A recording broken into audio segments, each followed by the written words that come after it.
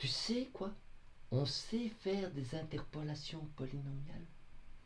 Et tu sais pourquoi on aime représenter une fonction avec une interpolation polynomiale? Parce que les polynômes, c'est tellement facile de les intégrer. Et donc, ce qu'on va faire, c'est que pour avoir une règle de quadrature, pour intégrer, on va remplacer une fonction par son interpolation polynomiale. Tu vois, c'est ce que je fais ici. Je remplace ma fonction par son interpolation polynomiale. Je vais par exemple prendre les polynômes de Lagrange. Qu'est-ce que tu fais? Tu sors les u de xi, puisqu'ils sont constants, et tu vois qu'il suffit d'intégrer sur l'intervalle moins 1 mes polynômes de Lagrange. Et j'obtiens les coefficients. Alors tu vois, si je prends 2 points, comme ça, c'est pas joli ça, comme ceci, entre moins 1 et 1, que je trace l'interpolation polynomiale qui passe par 2 points, c'est une droite, j'obtiens ce qu'on appelle l'intégrale sous la forme d'un trapèze. Et donc ça, c'est la méthode du trapèze. La méthode du trapèze, je mets d est égal à 1, tu vois ici, pour dire que je vais intégrer n'importe quel polynôme de degré 1. Si j'ai 3 points, pilou, ben à ce moment-là, j'ai 3 points, j'intègre exactement une parabole. Ouais, alors c'est bizarre là, j'ai mis d égale à 3, je sais pas très bien, c'est bizarre ça. Hein. Tiens, d est égal à 3. Puis ici, je mets avec 4 points, je mets d égale à 3. Ça, c'est bizarre. Puis je mets d égale à 5. Est-ce qu'il y aurait-il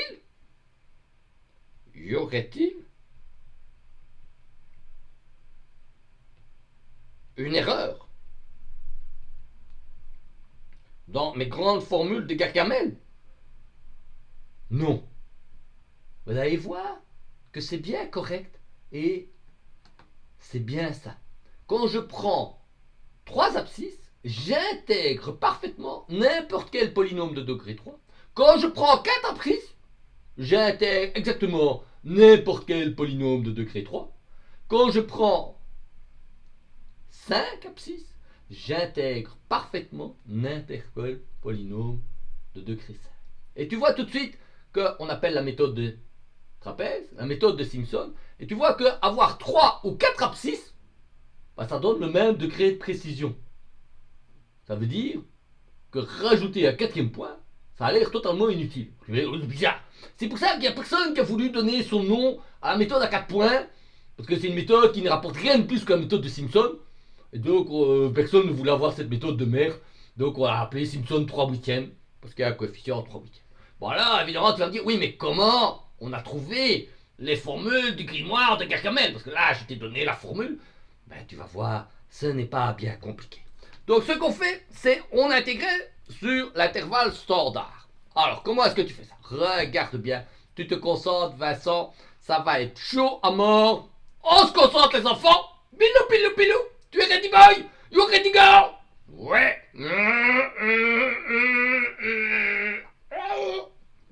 Bon.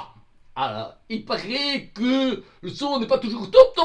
Donc, j'ai un peu éloigné le micro. J'ai réglé le truc. J'espère que c'est mieux. Mais il paraît qu'il y a des variations dans la tonalité. Oui, mais ça tu vas pas pouvoir changer. Hein.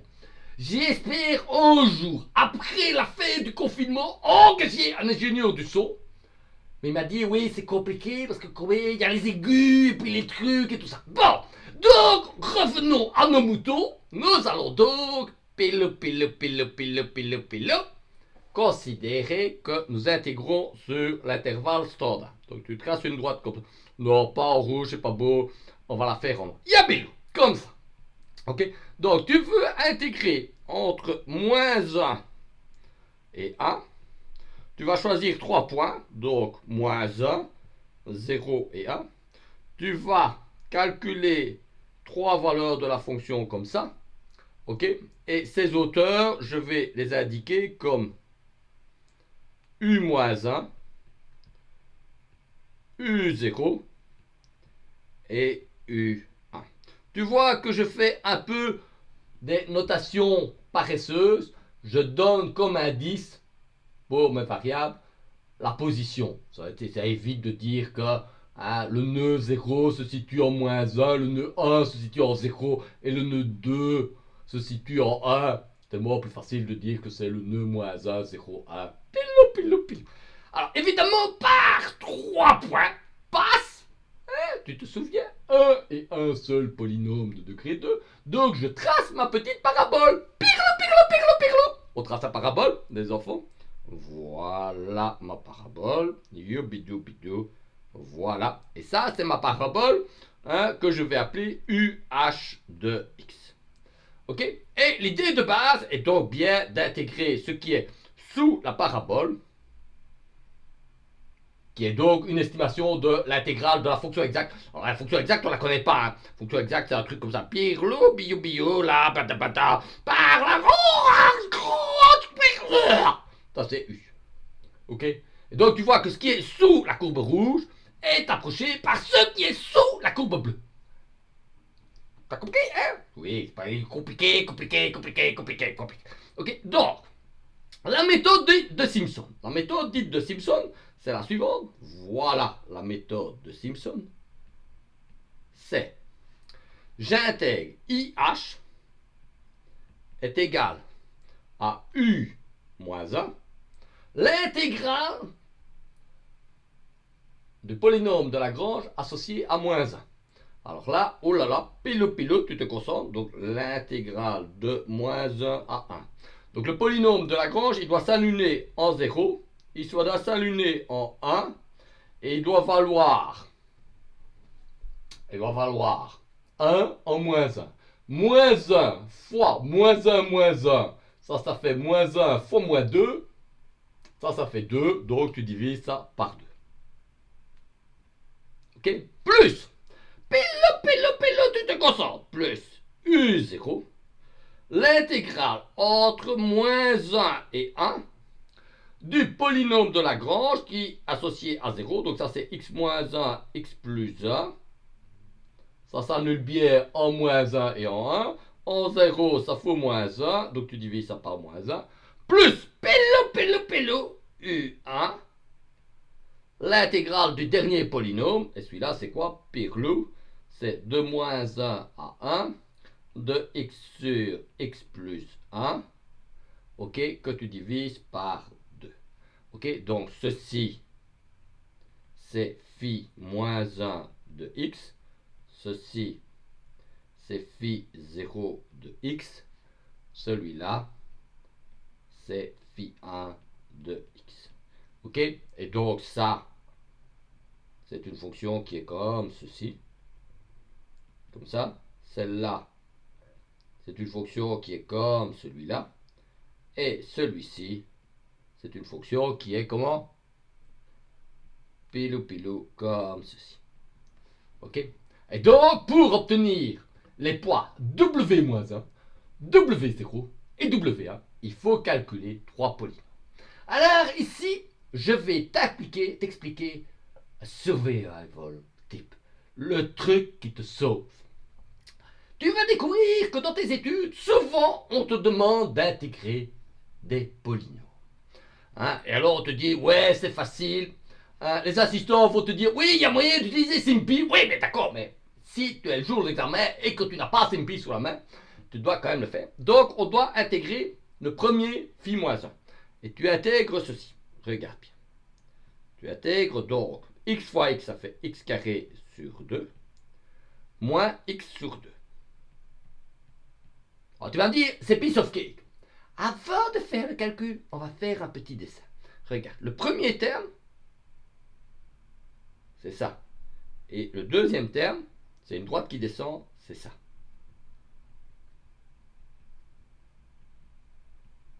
Et on va calculer ces intégrales. Alors qu'est-ce que tu vois? Là, c'est négatif. Et là, on va le mettre en vert. Où est-ce qu'il est le vert? Là, pilou pilou. Voilà. Là, c'est vert. Là, c'est vert. Tu vois que quand le degré est impair, l'intégrale sur un truc symétrique, ça vaut 0. Tu vois, pour le x, le vert et le rouge s'annulent. Si tu avais x cube, ce serait pareil. Si tu avais x 16, ce serait pareil.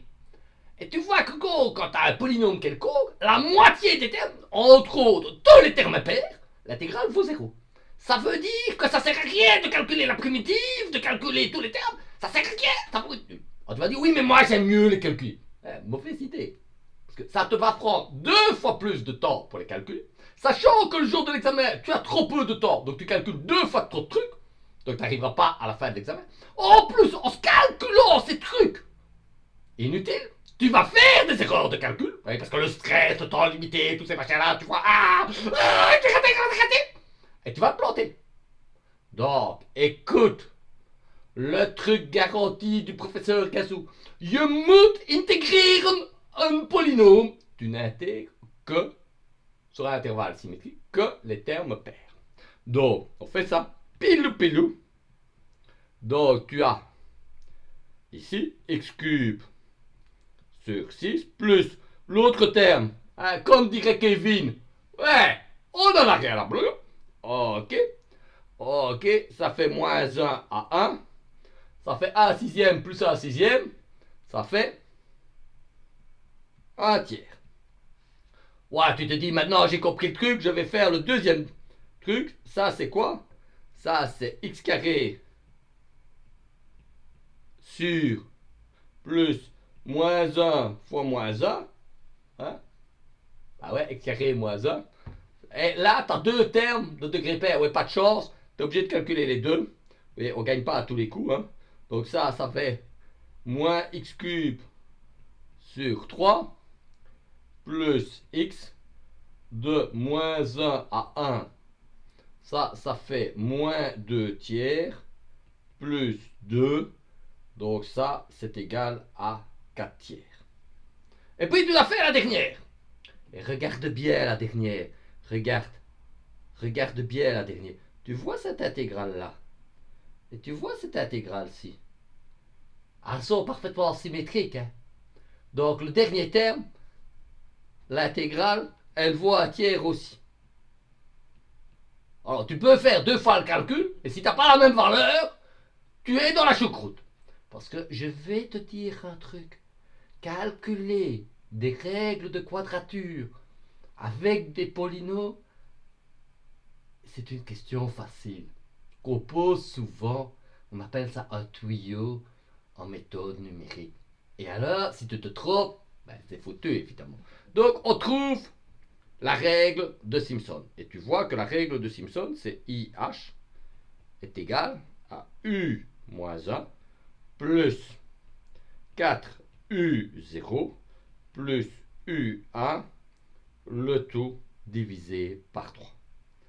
Et tu as obtenu ta règle d'intégration et tu es content. Tu as la règle. Tu te dis, I feel good. Avant de commencer à passer à l'étape suivante, tu fais ce qu'on appelle un sanity check. Le sanity check, c'est vérifier que ta règle n'est pas complètement débile. Alors comment est-ce qu'on fait un sanity check? On va l'appliquer pour intégrer un truc facile. Entre moins 1, on va intégrer la fonction u de x est égal à 1. Si tu intègres u de x sur l'intervalle moins 1, 1, ça fait un rectangle 2 sur 1, l'intégrale fait i.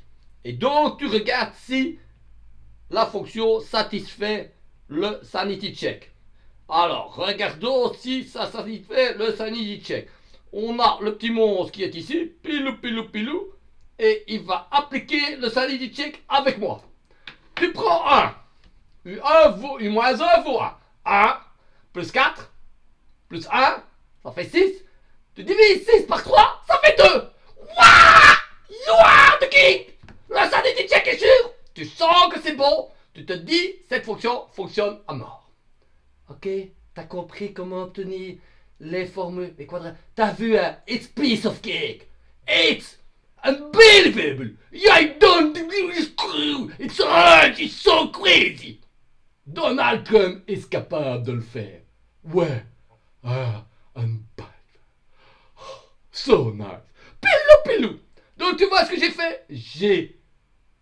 Pour obtenir ma formule magique, j'ai approché l'intégrale sous la courbe noire par cette surface-ci.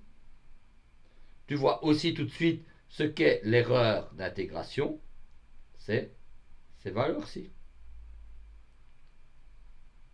Ok? Alors, j'ai calculé les poids. Tu notes tout de suite que sous le transparent, là, j'ai mis tous les termes, j'ai tout vérifié, c'est bon, c'est nickel, piece of cake, so easy. Alors, on va regarder un truc. C'est ce que j'appelle le degré bonus. Quand tu veux intégrer un polynôme de degré 3 sur l'intervalle moins 1, tu es d'accord? Les termes impairs vont avoir une contribution nulle. Tu vois, j'ai écrit ici, pilou. Tu vois, j'ai écrit ici un polynôme quelconque. Pilou. Tu vois le petit monstre là? Il veut intégrer un polynôme de degré. Eh bien, quand tu intègres un polynôme de degré 3, en fait, tu intègres un polynôme de degré 2. Puisque le troisième terme, le terme cubique, pilou, il a une contribution nulle. Et ça, c'est bon. Parce que donc, si une règle d'intégration est capable d'intégrer exactement un polynôme de degré 2, elle est aussi capable d'intégrer un polynôme de degré 3. Et c'est pour ça que la règle de Simpson, pour laquelle on interpole exactement une parabole, intègre exactement n'importe quelle parabole, mais aussi n'importe quel polynôme de degré 3. Et alors, tu vas dire, oui, mais ça ne marche que sur des intervalles symétriques. Ah non. Parce qu'après, que tu intègres entre moins 1 et 1 ou entre A et B, ça change pas de variable, mais c'est la même chose. Donc, c'est valable pour n'importe quelle intégrale. Et c'est ce que j'appelle le degré bonus. Donc, tu vois, tu as 2 points, tu intègres exactement une droite, ton degré de précision est 1. Tu as 3 points, tu intègres exactement une parabole, mais aussi la cubique, parce qu'elle est de degré impair. Tu as 4 points, tu intègres exactement une cubique, mais tu n'as pas de degré bonus parce que le terme supplémentaire, c'est un degré 4. C'est pour ça que la règle à 4 points, ça ne sert à rien. Il n'y a personne qui est intéressé par cela. Enfin, c'est pour ça qu'il n'y a personne qui a voulu donner son nom. J'ai essayé de la refiler, tu sais, à un de mes collègues, j'ai dit, Roland, tu veux pas qu'on te donne mon nom à celle-là? Il va dire, ah non. Puis j'ai essayé, Remarque, tu veux pas donner ton nom? Ah non. J'ai essayé après, tu sais, vraiment des gens, Raphaël, tu veux pas? Non, je veux pas. Personne ne veut donner son nom. J'ai tout essayé. J'ai même essayé, tu sais, Donald Trump, tu veux pas? Lui, il a pas très bien compris, il a dit, why not? C'est un club de golf. Et donc, ok. Donc, message, une formule symétrique développée pour un degré NP à un degré de précision N plus 1. Tu sais, c'est le degré bonus, la 6e dose du vaccin Pfizer que tu reçois avec 5 en prime. Eh oui, des fois t'es gagnant. Par contre, ça marche pas à tous les coups. Mais même si tu changes l'ordre, ça fonctionne. Voilà. On a fait ce qu'on appelle les méthodes de Newton-Cotes. On va revenir maintenant sur une petite application un peu plus subtile au prochain épisode. Reste à l'écoute pour l'épisode 3. On est de retour d'ici peu.